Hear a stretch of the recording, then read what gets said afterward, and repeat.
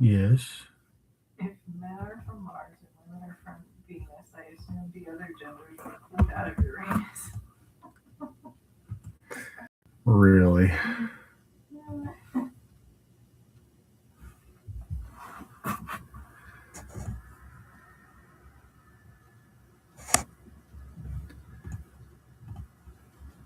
I see. We're just going to have to run back and forth, and that's just how it's going to be. All right, fair enough. Well, it is that time. Let's get rocking and rolling here.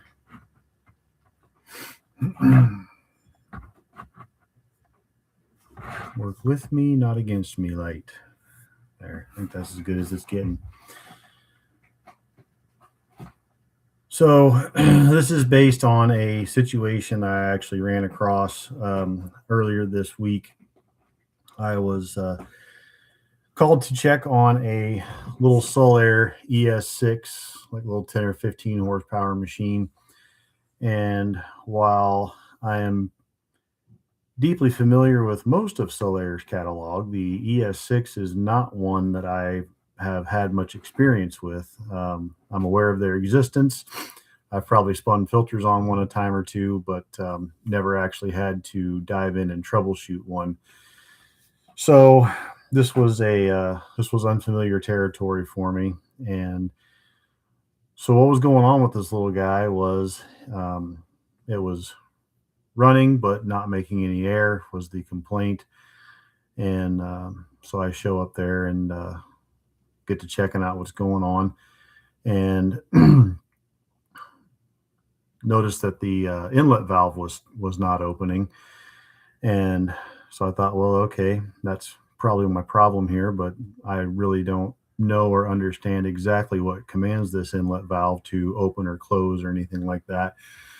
So, first place I went was to the PNID, and if we go here into our PNID drawing,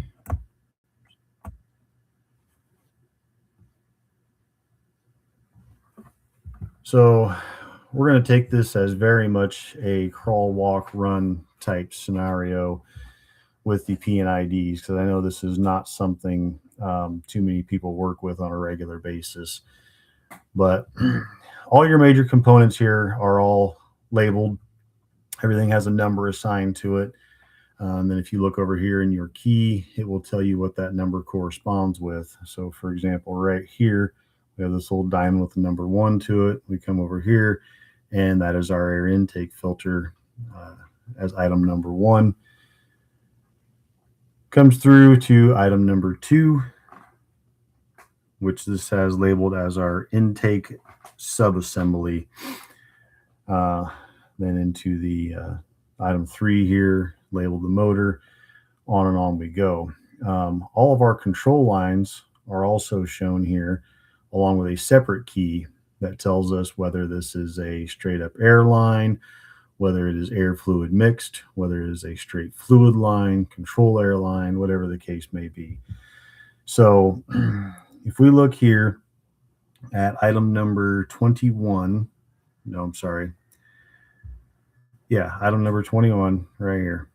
So this would be our air oil separator.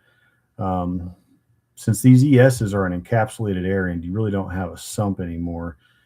Your control lines are coming off pretty much anywhere they want to rip off in here. But looking specifically right here, number 4, this is labeled as our solenoid valve, normally open. All right. This is our solenoid valve. If we look here on our key, this is a control air line showing right here. We've got an indication of flow right here. So this is our air line that is controlling the flow of air to this inlet valve. And this is a normally open solenoid valve. So, and it's de-energized, what they would call the shelf state. It's going to allow air to flow through here. Which was obviously the case with this machine that I walked up to, because our inlet valve was being forced closed by this air signal. So one of the first things I did was this connection right here at the inlet valve was I pulled that line off to see if the inlet valve would open, which of course it did. And so then I realized, okay, this is our problem here. We have flow through this solenoid valve that we should not have. So then we consult the wiring diagram to see what is controlling this solenoid. And if we look right here on our wiring diagram, we have our squiggly line indicating this is a load of some kind, and it's labeled our load unload solenoid valve. And we can trace our wiring all the way back to the control power transformer here. And we will see this wiring starts here. Our power wire starts here, comes through the fuse, comes down, comes through our safety, our high discharge temp sensor, and comes through our normally closed contacts of our motor overload, through here, down through here, through our control relay, pressure switch, motor auxiliary, load unload solenoid valve. So as long as all this is made, this solenoid valve should be powered up. So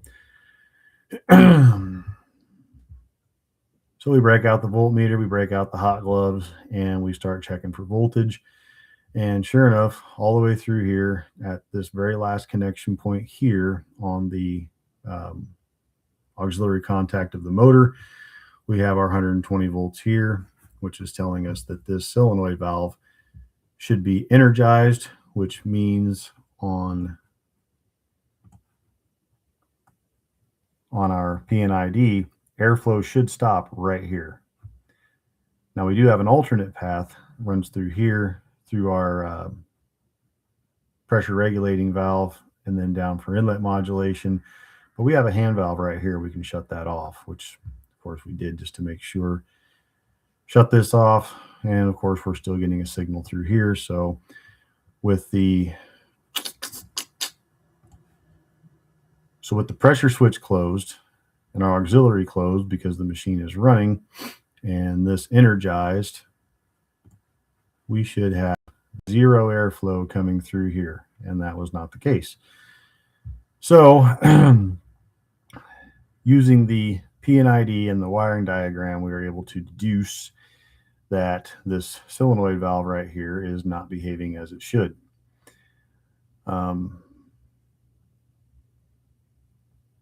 Went, got a new solenoid valve, put it on, fixed the problem. Hooray.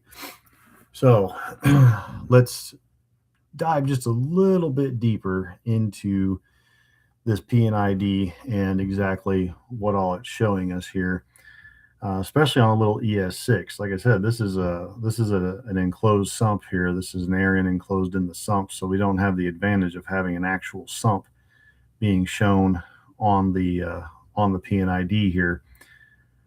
But we can follow this line back, and you can see where this takes off right here.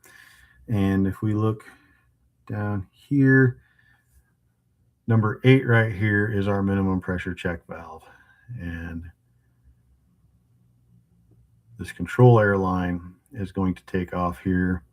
And pretty much all this thing does is it tees off, and it either comes through this hand valve, through the pressure regulator, down to the inlet valve for inlet modulation, or it takes the path through the solenoid, which the solenoid will then dictate whether this thing is loaded or unloaded. And obviously, if we're getting an air signal through here to modulate the inlet valve, and then this solenoid would open and I'll start to allow air to flow in through here. Ooh, that was tough to say. Obviously, the higher pressure is going to take over, and it's going to squeeze that inlet valve shut. When the pressure switch is energized, which means the machine is calling for air, this is going to close off, and the only path for air now becomes this. If our pressure signal in here is low enough that this is not bypassing yet, we're going to be at full load. As soon as we reach a pressure of whatever this regulator setting is here, say 110, 120 psi, whatever it is, we will start allowing this to bypass, and we'll start putting a weak signal to the inlet valve to start squeezing that closed. all illustrated here on the PNID. Kind of just focusing more in on this control circuit for tonight's purposes. Mostly because it is so simple, and mostly because it is so popped out and well drawn out here. You get into like your bigger two-stage machines, this becomes very convoluted and hard to follow. But I did like that that they popped this out pretty well and isolated the control circuit on this little machine pretty expertly. So if we go back to the wiring diagram here, and there's a couple of things that need to happen in order for this load unload solenoid valve to get its signal. If we look starting back here at the transformer, we come through the fuse. This is all going to be hot all the time, right? This branches off to our power on switch, and then we got this that branches off over here to these two open sets of contacts here. Power then continues on, comes through our high temp discharge switch, comes through our motor overload relay, goes across this jumper here. If you're not familiar with wiring diagrams, these little numbers here are going to correspond to terminal blocks inside the electrical cabinet. So coming off of our fuse here, we're going to come down. This is going to be terminal number 10. This is going to be terminal number 3, terminal number 4, 5, so on. So we're going to have an actual wire jumper between these two terminals. We've got this note 2 right above it here. And if we look over here, it just says remove jumper to add option, whatever option you would like to put in there. Maybe a phase monitor relay or something like that to put in here that would shut the machine down if the phases were to get reversed, or if a phase were to drop out, something like that. That's where you would wire that in. From there, we continue on. You can see it branches to a couple of different control relay circuits here. And then we have our manual off auto switch, which you can see right now. These multi-position switches like this, you're always going to have a solid line that comes up and points to what state that switch is in for the sake of the drawing. So right now we are in the reset/stop position on the switch. And then you'll see right down here, OXO. That's not the switch blowing you kisses and hugs. That's giving you information. So what this is telling you is this switch right here in the manual position will be open. In the reset/stop position, it is closed, as it's shown right here. And then in the auto position, this is going to be open again. These other two switches right here, as you can see by the dotted line that runs up, these all work in conjunction with this one. And again, we have our X's and O's down here telling us what these switches, what position these are going to be made or not made in. So this switch right here in the manual position is going to be closed. And then in the stop, reset, and in the auto position, respectively, it's going to be open. This one down here is the opposite. In manual and in stop, reset, this is going to be open. But in auto, this is going to be closed. So if we, for example, well, let's back up a second here. So when this is in the reset stop position, power flows all the way through this switch, and it lights up this 1 CR relay right here, which in turn will close this set of contacts and this set of contacts. This is what's known as a latch. So this coil is excited, this set of contacts closes. When we move this switch to any position other than stop or reset, we're going to kill power to this relay right here. And I'm sorry, I misspoke. This is not a latch. It is latching up here, not down here. But anyway, so when we move to, no, sorry, I misspoke again. It is latching. I just noticed that right here. Yeah, okay. So Power comes to this coil excites, this set of contacts closes, and now we have created a latch through here that's going to keep this relay excited basically through itself, through its own set of contacts. So when we move this switch over here to manual, this is going to open and this is going to close, and power is going to flow because this latch is going to stay energized, because once we energize this coil, we now have a parallel path to this switch. So power is going to go wah, wah, wah, wah. It's going to go right around that switch.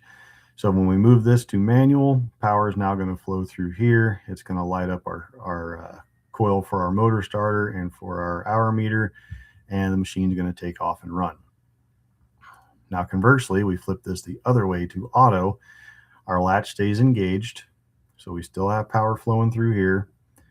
And now in auto, we are not going to run unless this air pressure switch is made, because now we have power flowing through here. This is going to open. So power now has to flow down here, across this jumper, across here, across this jumper, up here. And now it has to run, and now it runs through the auto switch to now light up our starter and our hour meter. Once all that lights up, this can close, and now the machine can load. If any of our safeties up here were to open, so if this high discharge temp switch, machine gets too hot and the switch opens, you're going to lose power right here, which means the power that was flowing through this latch is now going to not be there anymore, and that coil is going to die, which is going to kill this entire circuit now, because this latch is no longer valid. And then the reason why you have to flip this to reset/stop is once you do that, assuming your high temp or your motor overload or whatever has reset and this circuit is now made again, you now have to flip this to the reset stop position to re-excite this coil to get this latch to close, so that your machine can now run, whether you want it in manual or auto.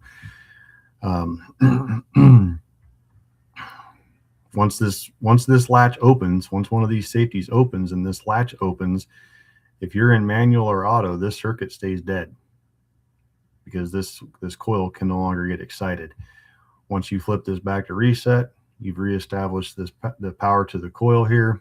This coil excites, this set of contacts closes, and your latch has now latched. So now you can move this into either position, and your machine will either run or it'll wait for the air pressure switch to close to make it run. All of that to say that this whole circuit right here has to be working before this load-unload solenoid valve can work. So you can go through point to point and verify all this works, or you can come right to the auxiliary contact on the motor and go, do I have power here, yes or no? And if you do, then obviously that solenoid valve should be working.